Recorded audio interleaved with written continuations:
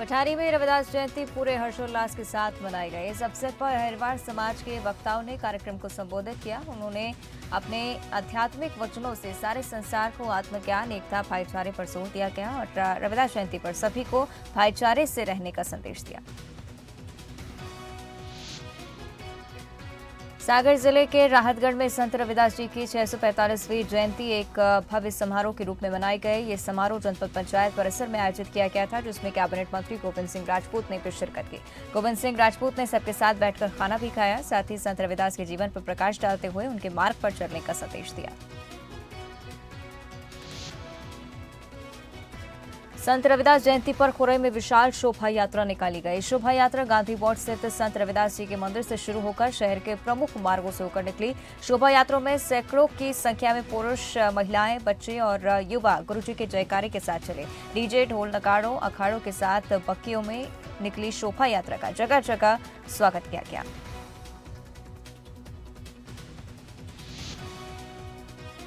उमरिया में संत रविदास जी की जयंती पूरी आस्था के साथ मनाई गई। इस आयोजन में संत रविदास जी के जीवन पर, समाज में महत्व और साथ ही उनकी जीवनी पर विद्वानों ने प्रकाश डाला। आयोजन की शुरुआत संत रविदास जी के प्रिय भजनों से की गई और भव्य आरती का भी आयोजन किया गया।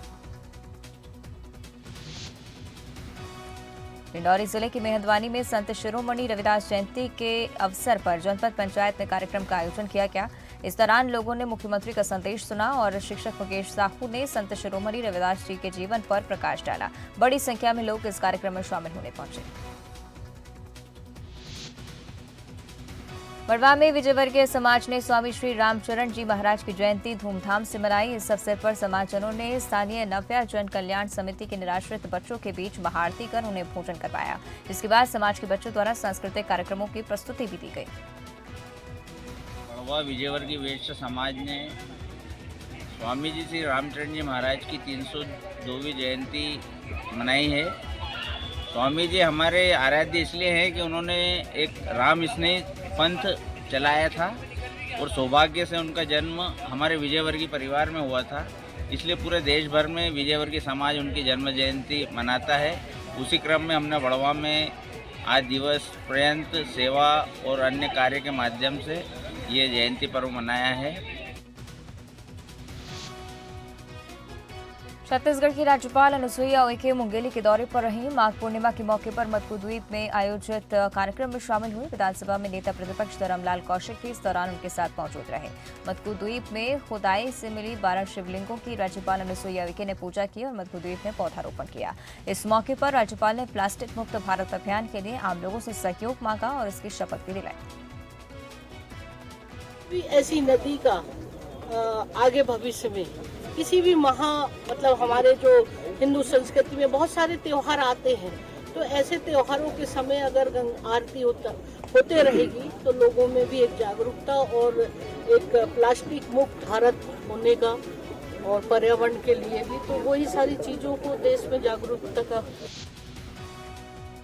गरियाबंद में राजिम मां के पुण्य मेले की शुरुआत की गई। विधानसभा अध्यक्ष चरणदास महंत ने मेले की शुरुआत की। सबसे पहले राजीव लोचन की प्रतिमा पर दीप प्रज्वलित किया गया। धर्मस्व मंत्री तामिलनाथ साहू, मंत्री कवासी लखमा और रायपुर विकास प्राधिकरण के अध्यक्ष सुभाष धुप्पड़, विधायक धनेन्द्र साहू सहित साधु संत कार्यक्रम में मौजूद रहे। मेले में लक्ष्मण झूला सबसे बड़ा आकर्षण का केंद्र बना रहा और 10 मिनट तक चले इस लेजर शो में राजिम और राज्य के इतिहास को दर्शाते हुए भोलेनाथ की महिमा का वर्णन किया गया। इछावर के भावखेड़ी ग्राम पंचायत में आजीविका एकीकृत पार्क का लोकार्पण किया गया। मनरेगा के तहत इस पार्क का निर्माण कन्हैया गौशाला के अंदर किया गया है। विधायक करण वर्मा और कलेक्टर चंद्रमोहन ठाकुर ने फीता काटकर पार्क की शुरुआत की। इस दौरान कलेक्टर चंद्रमोहन ठाकुर ने पार्क में आम का पौधा लगाया।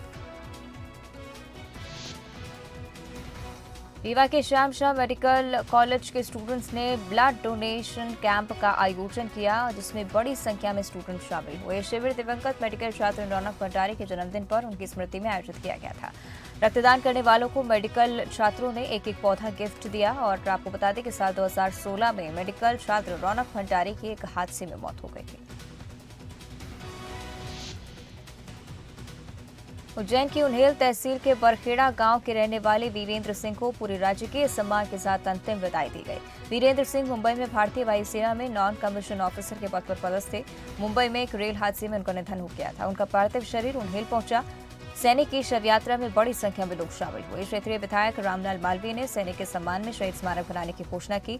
शहीद वीरेंद्र सिंह के नाम पर एक यात्री प्रतीक्षालय बनाने की भी घोषणा की गई है। वीरेंद्र सिंह देवड़ा जो आज शहीद हुए एयरफोर्स में, हम लोग सब उनको श्रद्धांजलि देने के लिए आए। मैं कटिया विधानसभा क्षेत्र के सभी मतदाताओं की ओर से शहीद वीरेंद्र सिंह जी के चरणों में श्रद्धा सुमन अर्पित करता हूं, उनको नमन करता हूं और उनकी याद में हम लोग एक शहीद स्मारक बनाने के लिए विधायक निधि से 1 लाख रुपए देकर हम लोग शहीद स्मारक उनका बनाए। इंदौर में पदस्थ पुलिसकर्मी शिव कुमार सिंह परिहार और उनकी पत्नी ने कलेक्टर से गुहार लगाई है। शिकायती आवेदन भी दिया है। पुलिसकर्मी का कहना है कि छतरपुर में खरीदी गई जमीन पर कुछ दलित परिवार ने कब्जा कर लिया है, जिसको लेकर 2017 से कई शिकायत भी की गई है, लेकिन अब तक कोई कार्रवाई नहीं हुई है। उनका कहना है कि राजस्व और पुलिस विभाग दोनों एक दूसरे पर अपनी जिम्मेदारी डाल रहे हैं, जिससे उन्हें न्याय नहीं मिल पा रहा है। उन्होंने जन सुनवाई में एक बार फिर आवेदन देकर न्याय की गुहार लगाई है। हमारी ज़मीन पे 2017-18 में हमें राजस्व विभाग से कब्जा दे दिया गया था और हमने उसमें फसल भी बोई थी और फसल काटी भी थी हमने। पेपरमेंट भी हमारे टीआई साहब थे पांडे जी, उनने हमको पेपरमेंट भी दिलवा दिया था। और ये लोग कह रहे थे हमको, क्योंकि सीमांकन बटांकन होकर हमें आनंद सोनी के द्वारा ही दिया गया था, इस आधार पर हमने ज़मीन खरीदी थी। सीमांकन बटांकन जब सब कागज़ कंप्लीट थे तो हमने ज़मीन ले ली थी। अब उनका कहना है कि हमारी ज़मीन इनने रोड की करा दी है, तो हमने कहा 10 फुट की जगह हम आपको छोड़ के दिए देते हैं। तहसीलदार साहब से मिला हूँ, उनने नफ्ती के लिए भी आदेश दिए थे, परंतु नफ्ती होती वो लोग कब्जा नहीं छोड़ रहे हैं हमारी उस पर ज़मीन पर, ज़बरदस्ती कब्जा करे हुए हैं। नागदा में बंसल न्यूज की खबर का असर हुआ है। आपको बता दें कि गोल्डन केमिकल ट्रांसपोर्ट की खुली जमीन पर एसिड फेंका जा रहा है, जिसका वीडियो भी वायरल हुआ था, जिसकी खबर बंसल न्यूज ने प्रमुखता से दिखाई थी। खबर दिखाने के बाद प्रदूषण विभाग की टीम हरकत में आई और वीडियो के आधार पर मिट्टी और पानी के सैंपल लिए गए। करीब 5 घंटे तक लगातार जांच की गई और इन सैंपल्स की जांच रिपोर्ट आने के बाद ही कार्रवाई की जाएगी। बारिश का पानी था, डबरा था, टैंकर तो आप देख ही रहे हैं, यहाँ पड़े हैं, खड़े हैं।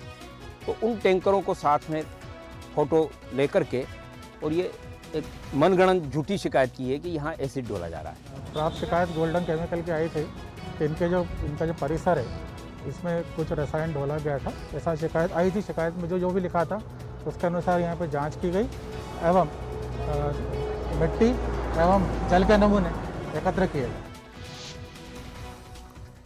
श्योपुर में अटल प्रोग्रेस वे के निर्माण के लिए किसानों से अधिग्रहण की जाने वाली जमीन का मामला सुलझ गया है। सरकार और किसानों के बीच मुआवजे को लेकर चल रही तकरार अब खत्म होती नजर आ रही है।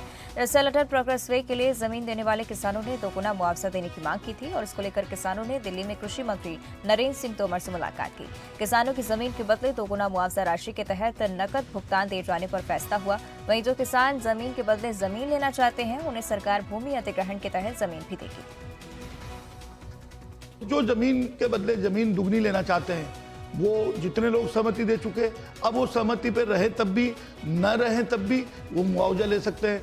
और जो मुआवजा लेने के लिए अब तैयार है और वो फिर जमीन पे आएंगे तो वो जमीन, मतलब ये जो किसान चाहेगा उस प्रकार का निर्णय हुआ। और ये बहुत बड़ा ऐतिहासिक निर्णय श्योपुर के किसानों के लिए। श्योपुर में जब अटल प्रोग्रेस पंथ रोड जब बनेगा और भारत माता रोड से ये जुड़ेगा तो श्योपुर का नक्शा देश के अंदर एक देखने लायक होगा। सीहोर के ढाबला माता गांव में बिजली चोरी के खिलाफ कार्रवाई करने गई टीम पर गांव के लोगों ने हमला कर दिया। दरअसल टीम चोरी की बिजली के खिलाफ कार्रवाई करने गई थी और कार्रवाई के विरोध में ग्रामीणों ने जेई को कुएं में फेंक दिया और कर्मचारियों के साथ मारपीट कर उन्हें मौके से भगा दिया। किसी तरह जेई और कर्मचारियों ने अपनी जान बचाई। जेई की शिकायत पर पुलिस ने मामला दर्ज कर आरोपी की तलाश शुरू कर दी है। हम लोग अपनी टीम के साथ रूटीन चेकिंग पे ढाबला माता गांव गए थे, वहाँ कनेक्शन चेक कर रहे थे। 2-3 कनेक्शन हमें डायरेक्ट मिला था, तो वहाँ कनेक्शन चेक करते समय कुछ असामाजिक तो बोल दें या विद्युत चोर बोल दीजिए, उनके द्वारा मेरे साथ मैनहैंडलिंग की गई है। मुझे कुएं में धक्का दे दिया, ज़बरदस्ती जान से मारने की कोशिश की। तो उसके लिए हम मैडम के यहाँ रिपोर्ट डालने के लिए। सीएम शिवराज सिंह ने वन क्लिक से किसानों के खाते में बीमा प्रीमियम राशि डाली है, लेकिन ग्यारसपुर में कांग्रेस के पूर्व विधायक निशंक जैन ने कम बीमा प्रीमियम राशि देने का आरोप लगाया है। उनका कहना है कि किसानों की जो बीमा राशि स्वीकृत हुई है उसे सरकार ने सहकारी समितियों एवं बैंकों के ऋण खाते में जमा करा लिया है, जिससे किसानों के साथ धोखा हुआ है। खातों में जमा बीमा प्रीमियम राशि को होल्ड कर किसानों को परेशान किया जा रहा है। इसको लेकर पूर्व विधायक निशंक जैन ने राज्यपाल के नाम ज्ञापन सौंपा है। अमरवाड़ा के वार्ड 9 में बड़ा हादसा हुआ है। एक मकान में अचानक आग लग गई, जिसकी चपेट में आने से कई मवेशी झुलस गए। करीब 1 घंटे बाद पहुंची एम्बुलेंस ने कड़ी मशक्कत से आग पर काबू पाया। सूचना मिलते ही मौके पर थाना प्रभारी, तहसीलदार और विधायक के निजी सचिव मोहन नेमा भी पहुंचे। पीड़ित किसान ने तहसीलदार से मुआवजा दिलाने की मांग रखी।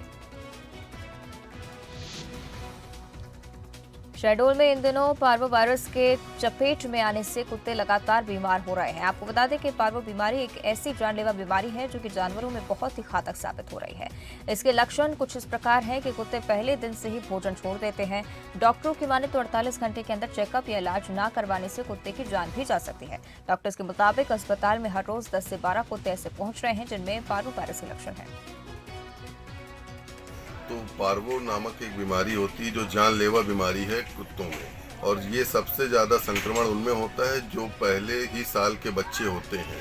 इसमें क्या है, अगर ध्यान न दिया जाए या ढंग से ट्रीटमेंट ना हो तो 100% मृत्यु के चांसेस रहते हैं।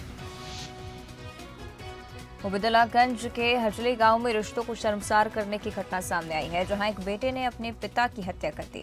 मृतक शंकर लाल गौर का शव पुलिस को एक खेत में पड़ा मिला था। चेहरे पर चोट के निशान थे। पुलिस की तफ्तीश में ये बात सामने आई है कि मृतक शंकर लाल का बड़ा बेटा हरिओम कर्ज से परेशान था और पिता के पैसे नहीं देने और जमीन में हिस्सा नहीं देने से नाराज था। उसी ने अमित लोवंशी नाम के शख्स को पैसे देकर अपने पिता की हत्या करवाई थी। पुलिस ने हरिओम गौर और अमित लोवंशी को गिरफ्तार कर लिया है। जो मृतक शंकरलाल गौर है वो अपने परिवार का मुखिया था और अपनी सुविधानुसार घर का खर्चा अपने परिजनों को दिया करता था। इस पर उसके पुत्र हरिओम को बहुत ऐतराज था। हरिओम परिवार से थोड़ा सा अलग राय रखता था और उसने कई सारा कर्ज भी लोगों से ले रखा था। कर्ज चुकाने की मंशा से और परिवार का मुखिया बनने की नीयत से उसने अपने दोस्त मान सिंह इब्ने और अमित लोवंशी की मदद से इस पूरे षड्यंत्र को अंजाम देकर घटना की रात में योजना बनाकर सोते हुए शंकरलाल गौर पर प्राणघातक हमला किया और इसमें मान सिंह इब्ने ने उस पर कुल्हाड़ी से वार किया, जिससे मौके पर ही शंकरलाल गौर की मौत हो गई। खंडवा के किसान एक बार फिर प्रधानमंत्री फसल बीमा योजना में अपने आप को ठगा महसूस कर रहे हैं। दरअसल हाल ही में किसानों के खातों में खरीफ और रबी की फसलों की बीमा राशि डाली गई थी और किसी किसान को 500 तो किसी को 700 रुपए की बीमा राशि जारी की गई है। अब किसान समझ ही नहीं पा रहे हैं कि वो नाम पत्र की बीमा राशि का क्या करें। कई किसानों को बीमा प्रीमियम राशि से भी कम राशि बीमा राहत के रूप में मिली है। नाराज किसानों ने कलेक्ट्रेट पहुंचकर मुख्यमंत्री के नाम अधिकारियों को ज्ञापन दिया, मामले की जांच की मांग की है। फसल बीमा योजना का कोई माई बाप नहीं है। नीचे से ऊपर तक कब कौन सी गड़बड़ी हो जाती है उसका उदाहरण हम लेके बैठे हैं। ये मेरे पास 2018-19 की जांच रिपोर्ट है, जिसमें पिछली बार SLR ने पूरी रिपोर्ट बदल दी थी। 2018 की अनावरी की रिपोर्ट 2019 में लगा के कम से कम खंडवा जिले के हजारों किसानों को बीमे से वंचित कर दिया। आज भी जिन किसानों को 300 400 रुपये बीमा राशि आई है, उस पर हमको अंदेशा यही है कि कहीं ना कहीं हमारी अनावरी की रिपोर्टों को बदला गया है। एक उच्च स्तरीय जांच कमेटी बनाई जाए जो इस पर जांच करे और जांच करने के बाद अगर जिला प्रशासन में कोई दोषी है तो उन पे FIR दर्ज हो और वंचित किसानों को चाहे 18-19 के हो या 20-21 के हो, इनको इनका लाभ दिलाए। अभी वो सूची नहीं आई, जिसकी वजह से उनको ये असमंजस है कि कितने लोगों को किस रबी की मिल रही है, खरीफ की मिल रही है। अभी चूँकि 12 तारीख को ही कार्यक्रम शुरू हुआ है तो अभी राशि वितरण का काम जारी है और जैसे ही हम लोगों के पास सूची आएगी उन किसानों को अवगत करा दिया जाएगा। यदि उसके सूची आने के उपरांत भी किसी किसान की कोई समस्या रहती है तो उसको व्यक्तिगत स्तर पर और केस टू केस बेसिस पर उसकी जांच करवा के उसका निराकरण किया जाएगा। बरेली की देवरी ग्राम पंचायत को बड़ी सौगात मिली है। देवरी अब ग्राम पंचायत से नगर परिषद बन गई है। सीएम शिवराज ने साल 2017 में इसकी घोषणा की थी। पूर्व विधायक रामकृष्ण पटेल भी इसकी लंबे समय से मांग कर रहे थे। वहीं इस सौगात के मिलने पर पूर्व विधायक रामकिशन पटेल ने सीएम शिवराज का आभार जताया है। देवरी कस्बे के लोगों में भी इसको लेकर खासा उत्साह देखने को मिल रहा है। राम मंदिर के प्रांगण में लोगों ने एक दूसरे को शुभकामनाएं दी और मुंह मीठा कराया। पहले तो मैं धन्यवाद देना चाहूँगा माननीय शिवराज सिंह जी चौहान का, रामपाल सिंह जी राजपूत और हमारे सांसद राव उदय प्रताप सिंह जी का, जिनके प्रयासों से आज हमारी जो ग्राम पंचायत थी वो नगर पंचायत बनी हुई है। देखो, नगर पंचायत बनने से हमें बहुत फ़ायदा हमारे देवरी के लिए। सब में पहले तो नगर पंचायत बनने के बाद इसका जो बजट है लगभग 20 गुना बढ़ जाएगा, और जब बजट बढ़ जाएगा तो हमारे यहाँ नाली, हमारे यहाँ रोड, हमारे यहाँ जो भी निर्माण कार्य हैं वो अच्छे हो जाएंगे। और हमारा जो आप देख रहे हैं जो तालाब है जो गंदगी का शिकार है, अगर नगर पंचायत आ जाती है तो उसमें इतना बजट आता है कि इसकी सफाई भी हो जाएगी। इंदौर में बकरी चराने गए 2 बच्चे बम फटने से घायल हो गए। घटना किशनगंज थाना क्षेत्र के हेमा रेंज की है। दोनों बच्चे राजस्थान से अपने परिवार के साथ काम करने आए थे। बताया जा रहा है कि हेमा रेंज में जाना पूरी तरह से प्रतिबंधित है। बच्चे बकरी चराते चराते गलती से वहां पहुंच गए थे। दोनों बच्चों के पैर में गंभीर चोटें आई हैं। उनका MY हॉस्पिटल में इलाज जारी है। दोनों की हालत नाजुक बताई जा रही है। मऊ एरिया में रिश्ताबल्टी के गांव के पास में भेड़े चरा रहे थे, तो भेड़ों के पास से कुछ बम टकरा गए, तो इससे अचानक विस्फोट होने के कारण से दोनों के पास एक पाँव बिल्कुल, एक है 9 साल का, एक है 12 का। इंदौर में चांदी के कड़ों के लालच में एक बुजुर्ग महिला की बेरहमी से हत्या कर दी गई। महिला ने पैर में चांदी के कड़े पहने थे। आरोपी महिला के पैर से कड़े नहीं निकाल सके तो उन्होंने महिला के दोनों पैर काट दिए। 75 साल की जमुनाबाई 11 फरवरी से लापता थी। उसकी लाश होडेल में एक घर के पास गोबर गैस प्लांट के गड्ढे में मिली है। महिला के दोनों पैरों को काट दिया गया था। परिजन से पूछताछ में पता चला कि बुजुर्ग जमुनाबाई ने पैर में 750 ग्राम के चांदी के कड़े पहने थे। पुलिस को आशंका है कि इन्हीं चांदी के कड़ों के लिए महिला की हत्या कर दी गई है और पुलिस ने संदेह के आधार पर 2 लोगों को गिरफ्तार किया है, जिनमें से एक बुजुर्ग का पोता भी शामिल है। घूम गई, कहीं चली गई है। घर वालों ने उनको जिनके यहाँ रह रहे थे उन्होंने बताया। फिर हमने ढूंढा करा 2 रोज तक, फिर नहीं मिली। 14 तारीख को गया थाने पे लेको, जिनके यहाँ से घूमी थी, कि भैया चलो घूम की रिपोर्ट डालो। फिर लाश मिली, गांव में से मिली, एक इसमें खाड़े में से पानी के। कितनी दूर है घर से? घर से करीब आधा किलोमीटर। मरी हुई मिली थी। तो पैर वैर भी कटे थे? हाँ कटे, दोनों पैर कटे थे। हाँ सर। और क्या गायब था उनके कड़ी गायब है। तो रात में इसकी डेड बॉडी मिली है और रात में PM नहीं हो सकता, इसलिए रात को डेड बॉडी को सुरक्षा रखने हेतु तो यहाँ जिला अस्पताल रवाना किया गया था और अब उसका PM होगा। PM फार्म तैयार कर रहे हैं। जैसे ही PM होगा, PM में जो जांच के तथ्य आएंगे आगे उस हिसाब से कार्रवाई करेंगे। अंबिकापुर में पूर्व पार्षद आलोक दुबे ने महामाया पहाड़ पर रोहिंग्या शरणार्थियों को बसाने का कांग्रेस पर आरोप लगाया था, लेकिन प्रशासन की जांच में यह दावा झूठा साबित हुआ है। प्रशासन की जांच में ये बात सामने आई है कि महामाया पहाड़ पर अतिक्रमण जरूर हुआ है और वहां 226 लोग अतिक्रमण कर रह रहे हैं, लेकिन उनमें से कोई भी रोहिंग्या शरणार्थी नहीं है, बल्कि छत्तीसगढ़ के अलग अलग स्थानों से आकर लोग वहां पर बसे हुए हैं। तो उसमें राजस्व के लोग, पुलिस के लोग और वन विभाग के लोगों की एक संयुक्त टीम थी। उन्होंने बहुत ही विधिवत सर्वेक्षण करके उसमें जांच किया है और जांच करने के बाद जो रिपोर्ट अभी हम लोगों को प्राप्त हुई है उसके हिसाब से लगभग 250 लोगों का उसमें अतिक्रमण पाया गया है और ये अतिक्रमण अवैध है, जिसमें बहुत सारे लोग झोपड़ी और इस तरह से घर बना करके कब्जा किए हुए। अभी रिपोर्ट प्राप्त हुआ है तो उसको हम लोग परीक्षण कर रहे हैं कि राजस्व में कितने हैं, नजूल में कितने हैं, वन भूमि में कितने हैं और किस प्रावधान के तहत उसमें कार्रवाई हो सकती है, इसका अध्ययन किया जा रहा है। कोरिया के मानिंदगढ़ से विधायक डॉक्टर विनय जायसवाल को यूपी चुनाव में बड़ी जिम्मेदारी मिली है। पार्टी और मुख्यमंत्री भूपेश बघेल ने उन्हें सोनभद्र के साथ उबरा विधानसभा सीट की जिम्मेदारी सौंपी है, जहां 7वें चरण का चुनाव 7 मार्च को होना है। विधायक जायसवाल यूपी चुनाव प्रचार के लिए चिरमिरी से रवाना हुए और इस मौके पर उन्होंने यूपी चुनाव में पार्टी की बड़ी जीत का दावा किया है। उबरा विधानसभा की खास करके हम लोगों को जिम्मेदारी दी गई है। निश्चित रूप से इस बार जो लड़की हूँ, लड़ सकती हूँ, जो हमारी नेता हैं श्रीमती प्रियंका गांधी जी, उनका जादू चल रहा है और धान का समर्थन मूल्य, उन किसानों के उपज का समर्थन मूल्य और जो किसानों का कर्जा माफी और तमाम जो छत्तीसगढ़ मॉडल जो देश में दिखा है, उसको लेके हम लोग वहाँ की आदरणीय जनता से कांग्रेस के पक्ष में मतदान करने की अपील करेंगे। पिंडरा में 26 जनवरी को शुरू हुए काव्या पेट्रोल पंप को खाद्य विभाग ने सील कर दिया है। खाद्य अधिकारी के मुताबिक पेट्रोल पंप बिना लाइसेंस के चल रहा था, जिसके चलते ये कार्रवाई की गई है। कर्मचारियों ने सहयोग नहीं किया, जिसके चलते पुलिस बुलानी पड़ी। पेट्रोल पंप संचालक लाइसेंस नहीं दिखा पाया, जिसके बाद पंप सील करने की कार्रवाई की गई। साथ ही आगे की कार्रवाई के लिए फाइल कलेक्ट्रेट पर पहुंचाई गई है। पेट्रोल पंप जो है वो बिना अनुज्ञप्ति के संचालन कर रहा था, जिसकी सूचना हमको प्राप्त हुई और उसके बाद जो है खाद्य विभाग के जो खाद्य निरीक्षक हैं उनका दल गया वहाँ पे और पेट्रोल और डीजल को जब्त करते हुए पूरा पेट्रोल पंप सील कर दिया गया है।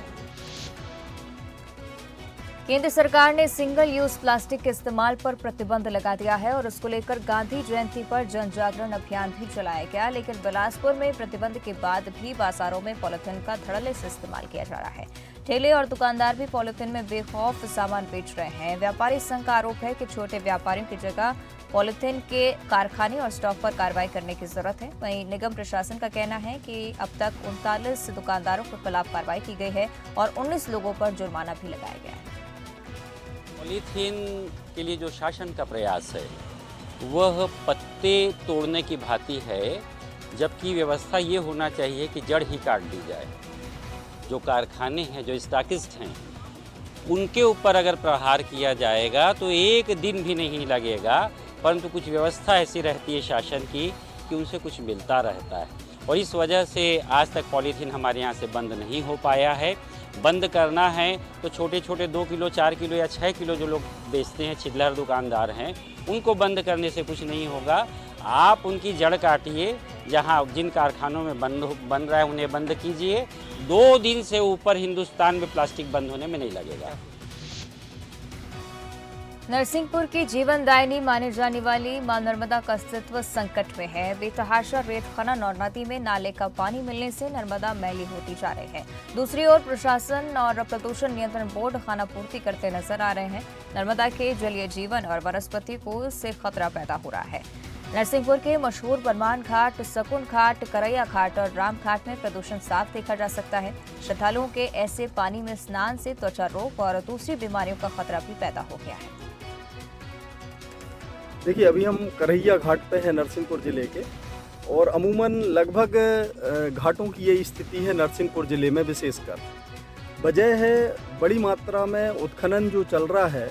अभी 4 साल पहले हम लोगों ने रेत में जांच करवाई थी। जबलपुर से वनस्पति विज्ञानी आए थे, जल विज्ञानी आए थे, उन्होंने एक रिपोर्ट दी थी और उन्होंने बताया था कि रेत के अत्यधिक उत्खनन की वजह से रेत को साफ करने वाला जो अमीबा होता है, अमीबा की मात्रा में कमी आई। अमीबा की मात्रा कमने की वजह से हार्मफुल बैक्टीरिया ज़्यादा पैदा हो गए और उस वजह से ये शैवाल वगैरह या इस तरीके की और भी दूसरी वनस्पतियाँ जो हैं ये प्रचुर मात्रा में आ गई हैं।